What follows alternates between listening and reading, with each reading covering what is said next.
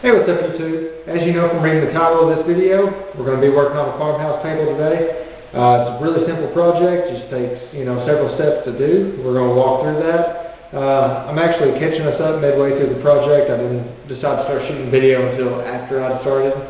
But we're going to work on that. I'm going to catch you up, and here we go.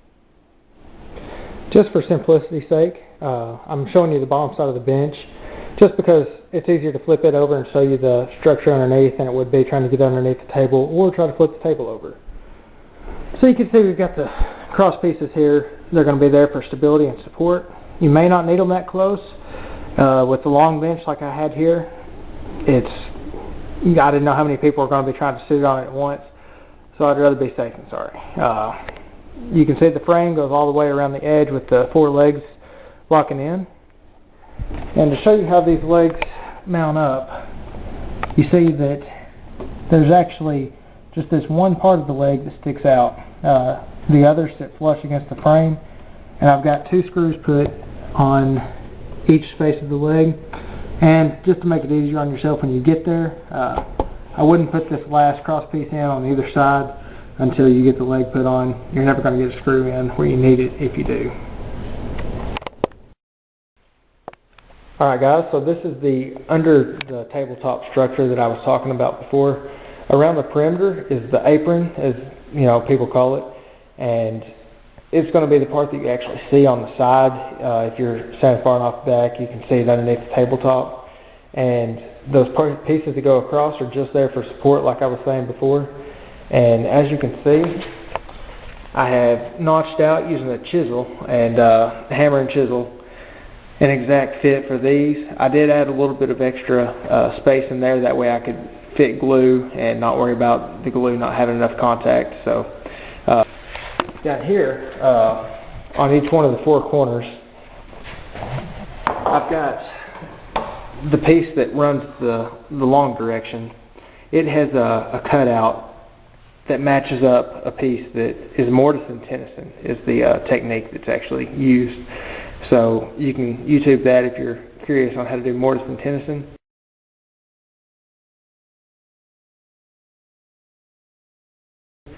The simple explanation is this is going to have a little tongue piece that sticks into this, and using glue and clamps, was able to fit those in there very nicely. The next piece that I worked on was building up the legs. What I did here, I took this full-length stick of 4x4 material, and I cut it down to size. These are 29 inches, and I know that sounds short, but when you're talking about a table that you sit down at, that's the appropriate height. And as you can see up top, I have a quarter of it that still sticks up, 3/4 that's cut out approximately, and down here's the notch that we talked about before. It's going to have the 2x4 that stretches across the width of the table, and just adds the stability that you look for. You don't want it to be wobbly on you. The top up here that has the peg that sticks up, it is going to have the apron to sit down into it. That way you're able to just to screw it in. Most of the time you're not going to be building it in your kitchen or wherever you're going to put this, and it's not going to fit through many doors if you have a kitchen the size that mine is, that's going to have about a 7.5 foot long table and a 3.5 foot wide. So I'm going to put the legs on actually in the house after the fact, and because of that I didn't want to glue those up. I'm going to go ahead and show you now how I was able to make this notch. I used the table saw and a chisel, and the technique I used was sliding this piece of wood across the table saw blade all the way across several times, and like I said, the next clip is going to show that. Then I come in with the chisel and I clean it all out, make a nice smooth finish as we've seen. Just an FYI, it will be used on a table saw in the next clip, so if you have your audio up real loud, you will want to turn that down.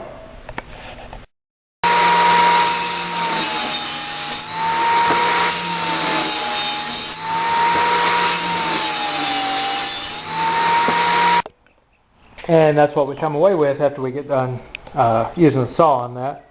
You'll notice I did clear out more on the each edge. That just makes it easier whenever you come in to knock it out like I'm about to do here. Should just be able to come there and do just like that. You'll see that for the most part it comes out. Break the rest of them off there with your hand. And now you get to move on to use the chisel.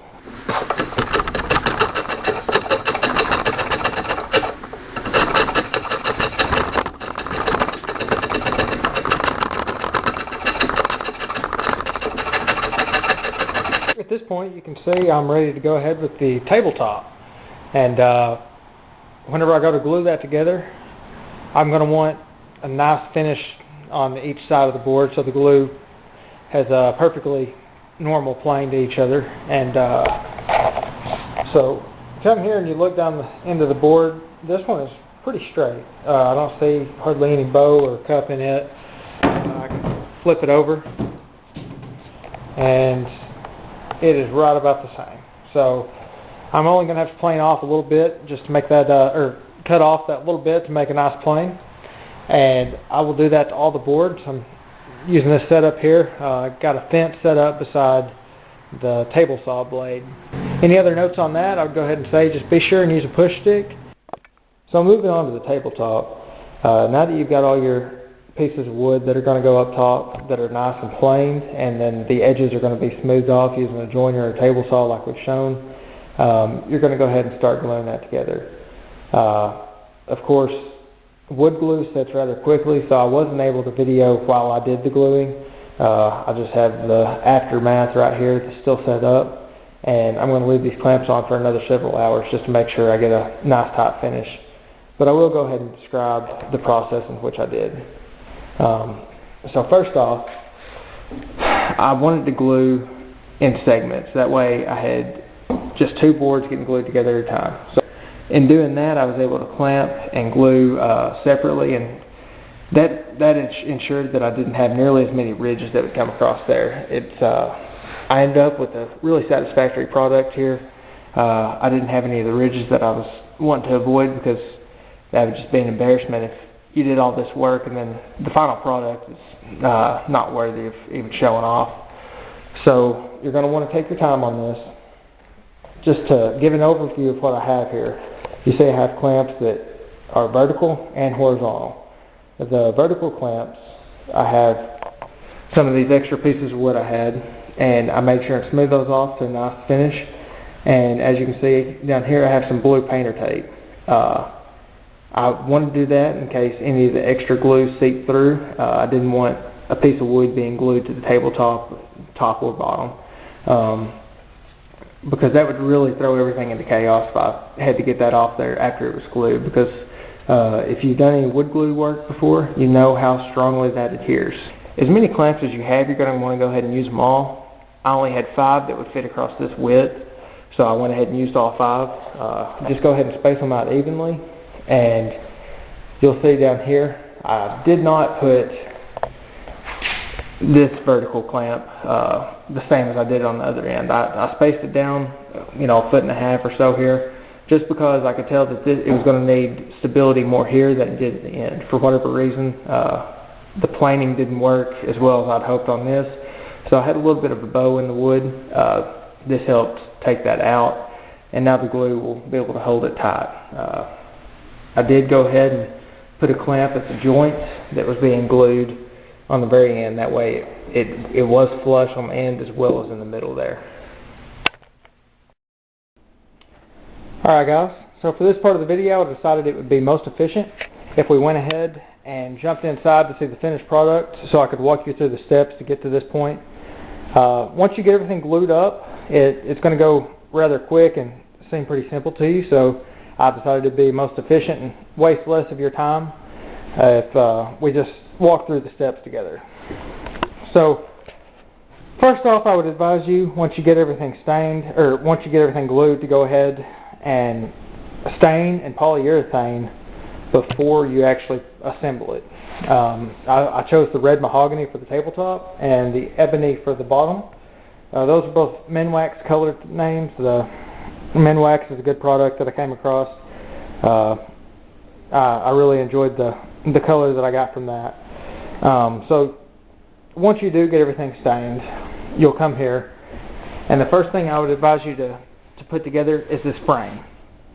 You'll get those cross pieces put into the apron, as you see, and then just use common sense. You're going to lay that apron up on the bottom side of the tabletop, and once you get it to where the perimeter is equal all the way around, just drill some pilot holes. Choose a drill bit that's slightly smaller than the screw size that you're using, and you can attach the frame to the tabletop bottom with those screws. It won't split your wood doing it this way. You don't have to go overboard on the number of screws, but maybe just one every couple of cross pieces would be good enough. I went ahead and did one on each cross piece and alternated left and right all the way down, just where it would be the same force loading and all. The next thing that I did was I came and I attached the legs. So with the legs attached, what I'm talking about doing is what we described before. We've got the 2 screws that go in, as you can see, on either side. You're going to want to make sure before you do that, just go ahead and set them up there and measure to make sure it's all going to be the same distance from the bottom of the apron to the bottom of the chair leg, table leg, excuse me. And if it is, you won't have anything to worry about. Otherwise, you'll have a rock in your table. So that was just a check that you want to do to make sure you get a table that's going to be very stable. Once you do that, you can go ahead and attach those 4 screws. Making note, I failed to mention this, I did earlier though, you don't want to attach the last cross piece on either end until you get the legs put on. Otherwise, you'll never get the screws where you need them. So once you have the legs attached, you'll come up here to either end and attach these cross pieces across here. That's this. You can just glue it, or you can use glue and a screw. On the table, I just used glue. On the bench, I did a glue and screw. After that, you can probably use some clamps. That's what I did, and clamp your stretcher piece at each end. That way, you can screw in like I did here without having to worry about holding it up there. With your clamp, you're able to screw in, and the wood cinch up tight to what you're putting together. You could see that I went ahead and put some pads on the bottom of the legs. That just keeps them from scratching up the floor that you're sitting on, because again, this is wood, so it's going to leave scratches if you let it rub against something. Well, I've really got nothing else at this point. You've got a finished product once you get this put together. So go ahead and brag on yourself a little bit. Wherever you share your photos, go ahead and put a link down there in the comment section of this video if you found your project to be a success. Good luck.